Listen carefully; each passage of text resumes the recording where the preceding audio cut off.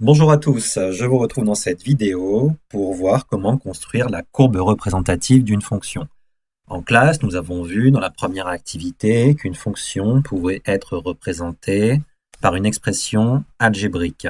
Et nous avons également vu qu'une fonction pouvait être représentée par un tableau de valeurs.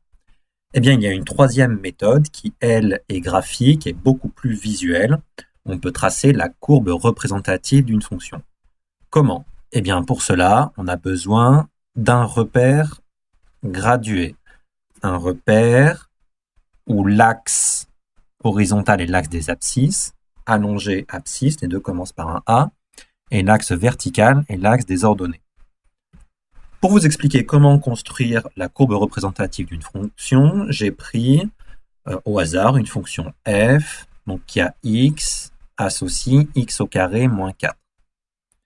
Il y a une seule chose à savoir pour construire la courbe représentative d'une fonction.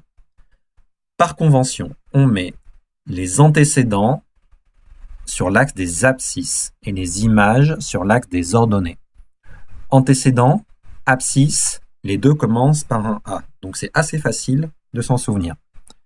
Comment je vais faire? Eh bien, je vais prendre au hasard des nombres, puis calculer leur image pour voir quels points appartiennent à la courbe représentative de cette fonction. Je m'explique. Par exemple, si je calcule l'image du nombre 1, qu'est-ce que j'obtiens?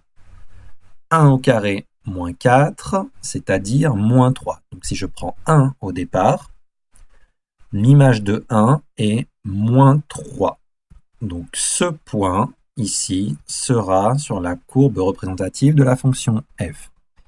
Et je recommence. Tiens, je vais essayer de calculer l'image du nombre 2.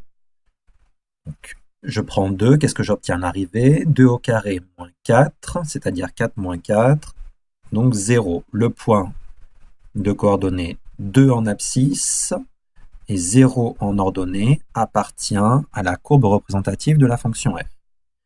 Tiens, je vais essayer de prendre un nombre négatif. Si je calcule l'image de moins 1, donc moins 1 au carré moins 4 égale moins 3. Donc, si je prends moins 1 au départ, comme image, j'obtiens moins 3. Donc, ce point sera ici sur la courbe représentative de la fonction f. Et je recommence avec d'autres points. Rien ne m'empêche de prendre un point qui a des coordonnées qui ne sont pas des nombres entiers, bien évidemment. Alors, vous devez vous demander, je fais ça avec combien de points? Eh bien, je fais ça jusqu'à ce que j'arrive à deviner l'allure de la courbe représentative de la fonction. Ici, par exemple, voilà la courbe représentative de la fonction f, que en général, on nomme C de f comme courbe représentative de la fonction f. Voilà la méthode pour construire la courbe représentative d'une fonction. Merci, à bientôt.